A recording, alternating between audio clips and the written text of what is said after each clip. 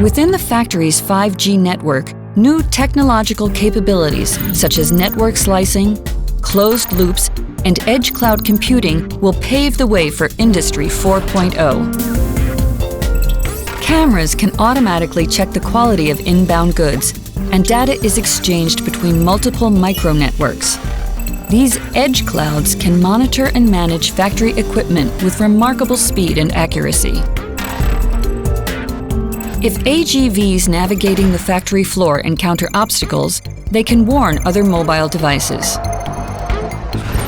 Each edge cloud can reliably detect equipment malfunctions and rapidly identify ways to resolve the problem.